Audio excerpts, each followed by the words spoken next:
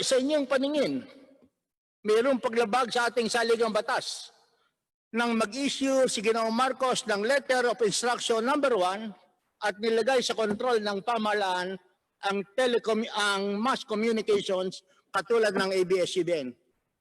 Sa palagay ko po ay meron po dahil ito po ay hindi naman ay karapatan ng bawat tao na dapat respetuhin kahit anong mangyari po. Well, masyadong haba ang ating pagtatalo kung pag-uusapan natin yung due process. Just for the record, every right is not absolute. There are certain limitations, and in this particular case, the limitations are provided for by the Constitution. Sa madaling sabi, ngayon ang ABS-CBN ay merong prangkisa. Totoo. Sa pagkakaalam ko po, May prangkisa kayo? as of this time po, ay Before? nagkaroon na po nga ng lapse. Ngunit hindi ko po expertise po yan. Okay, Ako po ay sasabihin ko na lang humawak sa iyo, lamang po Attorney. ng arbitration case po. Ang ABS-CBN ay mayroong prangkisa Republic Act 7966. Hindi ka kinakailangan maging ekspertong abogado para malaman natin na mismong sa prangkisa na inisyu ng Congress sa lahat ng telecommunications may nakalagay reservation in favor of the government na pwedeng kunin or take over ang gobyerno sa inisyuhan ng prangkisa in times of national emergency. Naniniwala po ba kayo na yun ay nasa prangkisa ng Republic Act 7966 ng ABS-CBN? I'm sorry po, Your Honors, hindi po ako pamilyar sa prangkisa ng ABS-CBN. Siguro pwede mong itanong sa iyong mga kasama. Who are Sino po more sa familiar? ABS-CBN ang pamilyar tungkol sa Ito naman, prangkisa? alam na nating lahat na may ABS-CBN,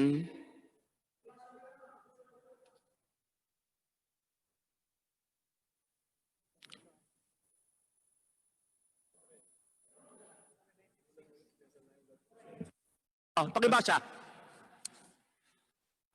Section 5 po. Pakilakas lamang po. Section 5 po. A special right is hereby reserved to the President of the Philippines in times of rebellion, public peril, calamity, emergency, etc., to temporarily take over and operate the stations of the grantee or to authorize the temporary use and operation thereof by any agency of the government upon due compensation to the grantee for the use of the stations during the period when they shall be so operated. So, base sa inyong prangkisa, meron tayong national emergency, meron tayong pandemic, meron tayong COVID-19. At i-assume natin na ang ABS-CBN is still operating. Kung mag-i-issue ng mga statement through mass media ang ABS-CBN na baliwala yung COVID, mali ang ginagawa ng gobyerno because this is a national emergency, inaamin ba ng mga kinatawan ng ABS-CBN na ang Pangulo, based on the Constitution and based on the franchise of ABS-CBN, ay pwedeng mag-take control over ABS-CBN? Yes, Mr. Chair, yung Okay, sinasabi yes. po is, Thank you very much. yung sinasabi po is temporarily take over Okay, or temporary temporary. use. Opo. Temporary. We know that. It will be temporary. Maraming salamat, Ginoong Carlo Katigbak. So, sa madaling sabi, nagkaroon ng EDSA revolution. At siguro, sapagkat kabisado ng ating kaibigan, ang mga nangyari tungkol sa ABS-CBN para mapabalik ang kanilang property, matatandaan siguro niya kung ano ang unang executive order na inisyu ni Pangulong Cory right after the EDSA revolution.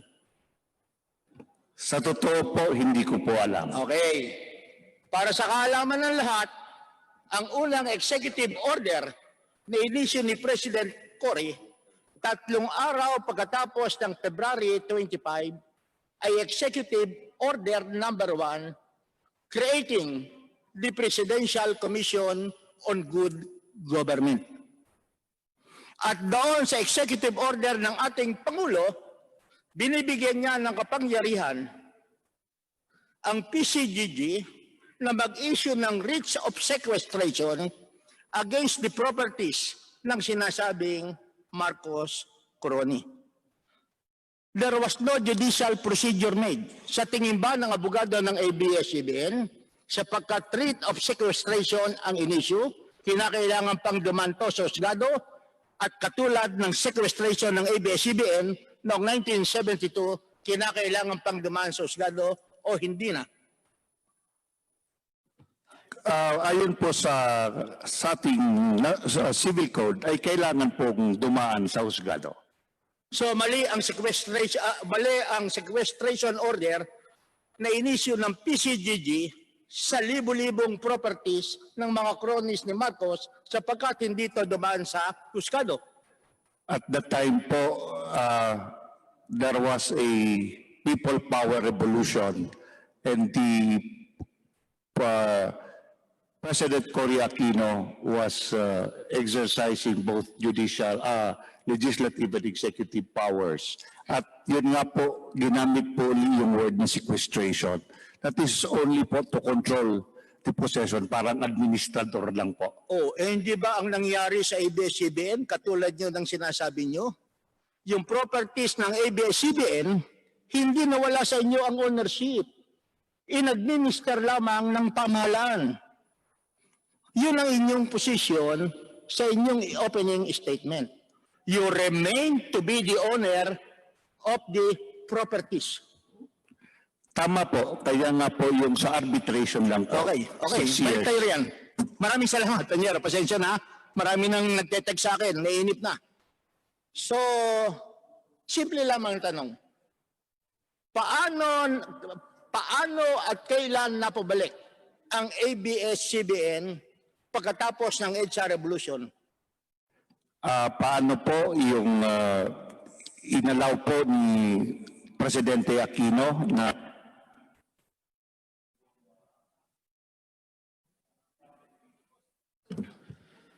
Sandali po, attorney. Comsec, pakipalitan po yung microphone ni attorney.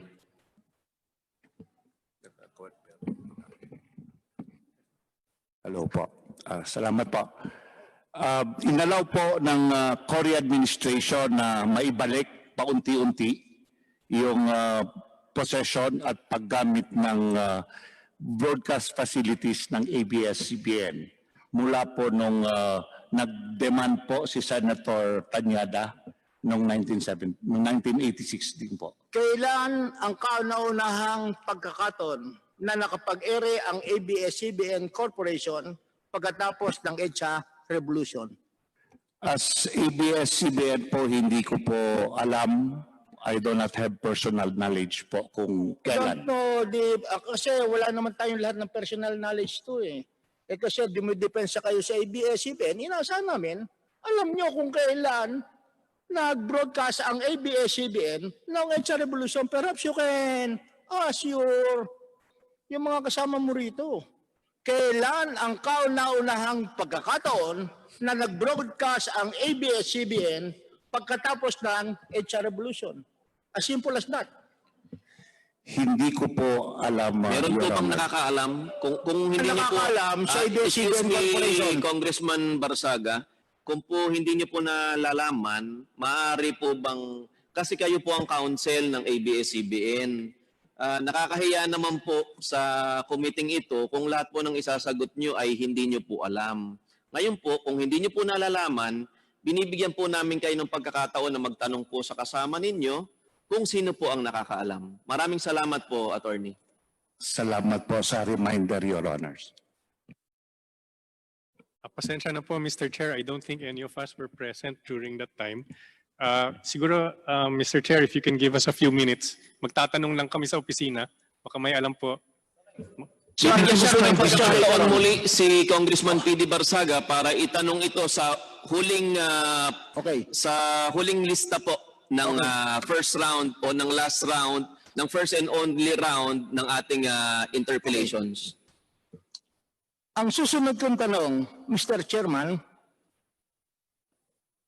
sinasabi ng ABS-CBN ni Atty. Rendon na pinayagan ni President Cory Aquino ang pagsasauli unti-unti ng mga properties ng ABS-CBN. Yung po ba ay tama? Tama po yun. Okay. Sinabi ni Atty. Rendon, Mr. Chairman, na mayroong pagpayag sige ng Cory Aquino. Yung pagpayag ni Cory Aquino ay boka-boka o merong dokumento? Ayon po sa mga arbitration agreements, tax credit lang po yun. Wala pong binitawan ang gobyerno ng cash. Ang tanong ko, yung bang pagpayag ni President Cory Aquino para isauli ang mga properties ng ABS-CBN ay mayroong order, whether oral or in writing, o hindi niyo ulit alam? Kanya nga po nagkaroon ng arbitration agreement para po maging malinaw at transparent yung pagsauli Teka po. muna. Pasensya na, Panyero. Ang tinatanong ko lamang, ang sabi mo kanina, pinayagan ni Cory Aquino na ibalik yung properties ng ABS-CBN. Ang tanong ko lamang, yung bang pagpayag ni Cory Aquino ay merong dokumento in writing o wala at boka-boka lamang? Huwag na tayong pumunta sa arbitration agreement. Masyadong malayo yun. I cannot recall, Your Honor. Mr. Chairman. Suspended. While suspended, Mr. Chair, nandun naman sa affidavit niya ni Atty. Maraming salamat, Mr. Chairman. Ito po, simple lamang ang tanong ko. At pwedeng sagutin ng sino mang kinatawan ng ABS-CBN Corporation. Sa pagbabalik ba ng ABS-CBN Corporation pagkatapos ng martial law ng kanilang mga equipment, meron bang binayad ang ABS-CBN Corporation sa pamahalaan na pinamumunuan ni Cory Aquino? At kung mayroon, magkano? At kung wala, then nothing.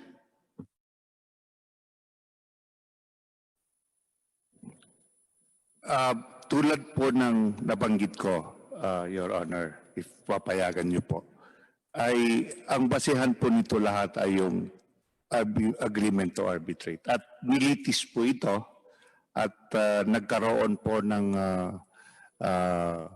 desisyon, ngunit po ang gobyerno ay wala naman po talagang binitawan na pera. Binitawan na pera po. Tama ba ang sabihin ko na ang mga Lopez ay hindi nagbayad, not even a single centavo, sa pamahalaan ni Cory Aquino kahit na binalik sa kanila ang ABS-CBN together with all the facilities? Yun pong issue po doon sa arbitration ay ang ABS-CBN po ang claimant na paggamit ng mga equipment nila mula 1986 hanggat na ibalik po fully for about 6 years. Para matapos na natin, doon sa arbitration agreement, of course, nagkaroon ng arbitration agreement, pinirmahan ng Executive Secretary Joker Arroyo representing the Philippines. Yun po ang una.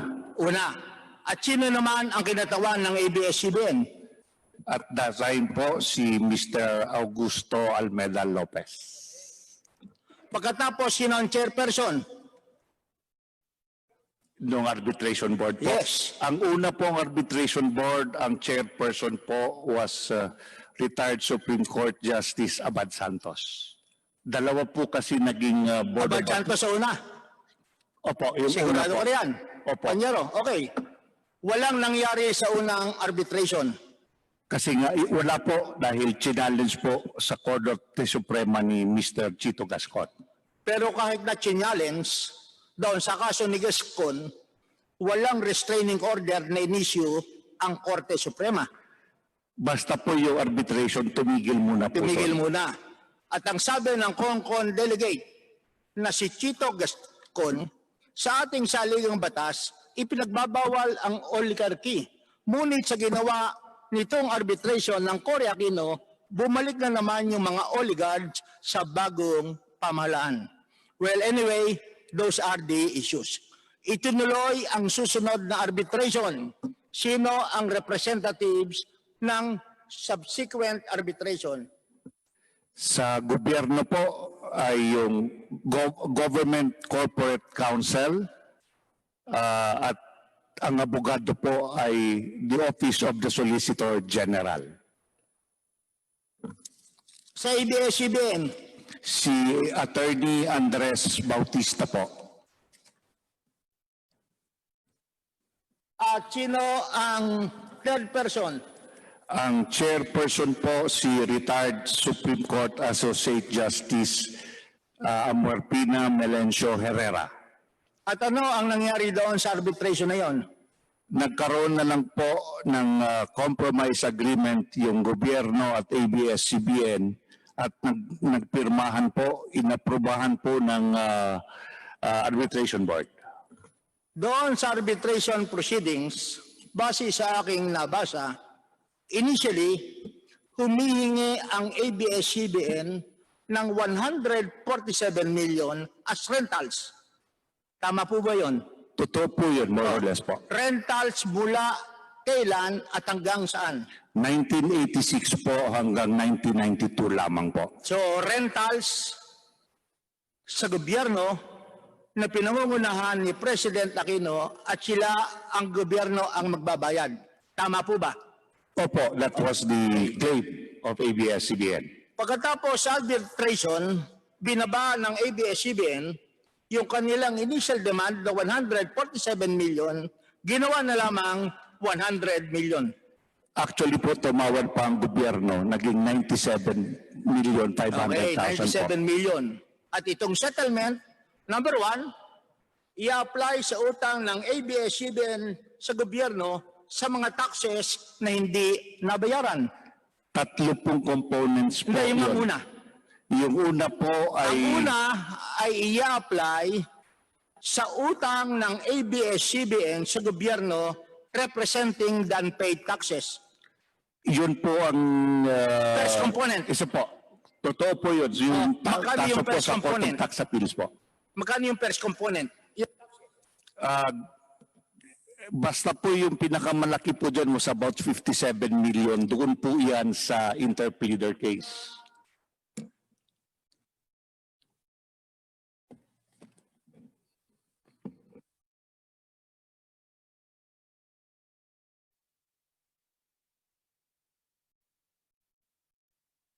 Magkano yung taxes sa compromise agreement? You have the documents. Yung sa taxes po ay 13,291,000 lang po yung 13 sinet. million. Opo. Okay. 13 million po. Ang pangalawa naman ay yung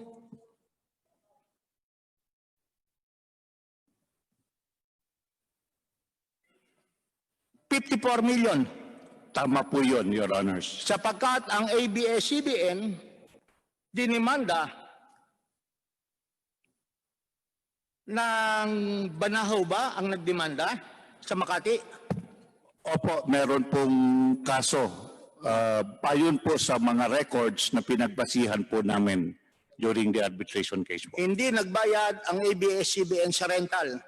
Kaya sila ay napademanda.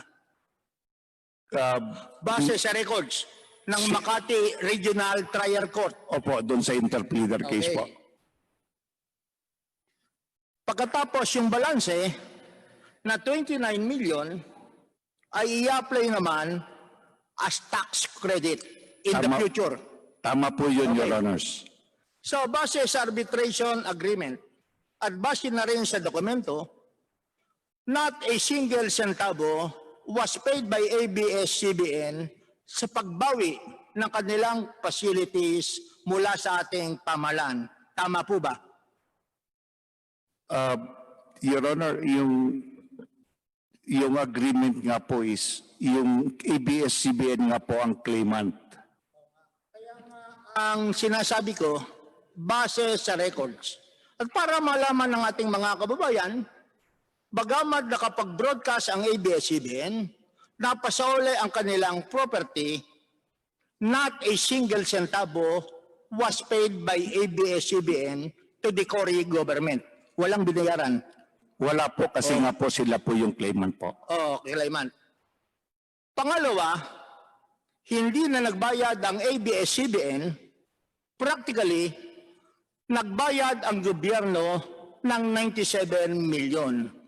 Although this is not actual payment, but set up sa banahaw, sa tax liability, and future credits. Tama po ba yun? Tama po yun. Tama. Okay. Now,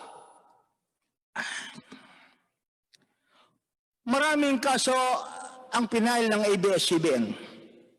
Nagfile sila ng criminal case laban kina Benedicto. On the ground na si Benedicto ang gumamit ng facilities ng ABS-CBN. Criminal case. Tama po ba?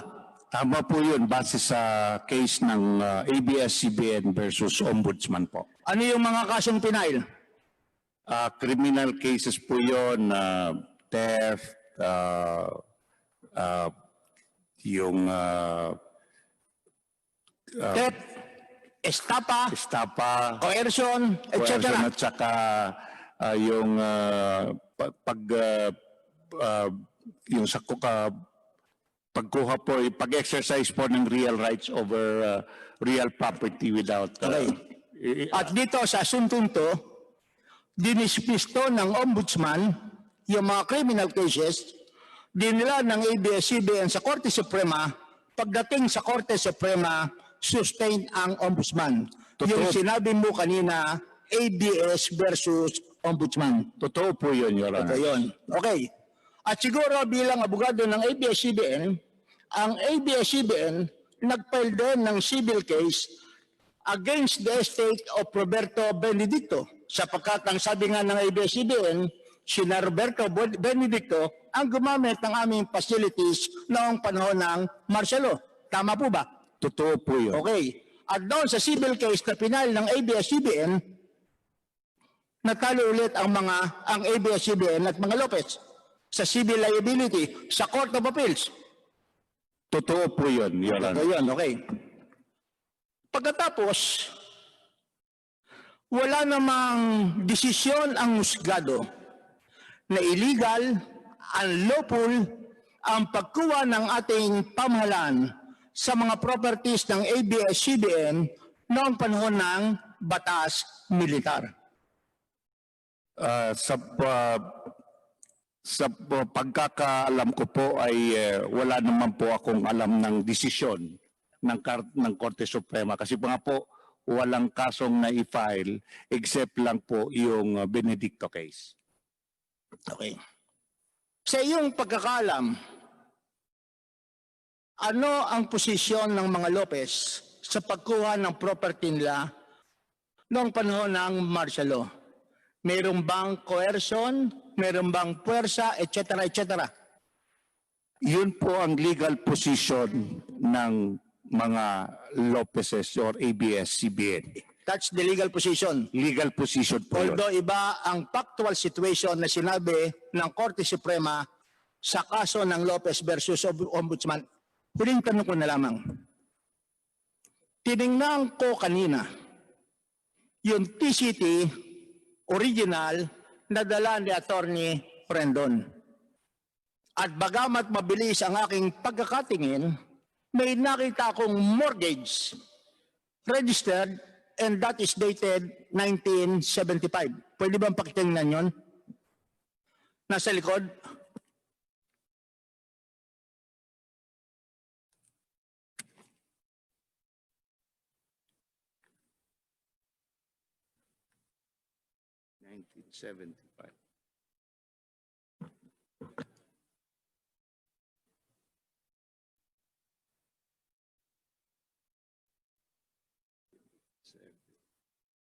Meron po dito naka-inscribe Okay. po. Just for the record, pwede bang pakibasa mo yung entry ng mortgage dated 1975? Ito po, babasahin ko po for the record. PE 3263-T125702, a mortgage. The Philippine Commercial and Industrial Bank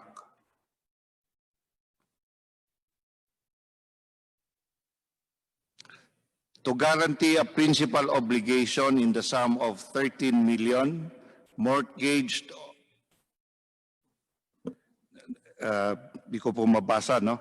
Necessary in case subsequent encumbrance or alienation of the property, either condition set forth in document number 367, page numbered 75, book 6 of the Notary Public of Manila, Cesar Catalan. Ang date po ng inscription ay March 10, 1975.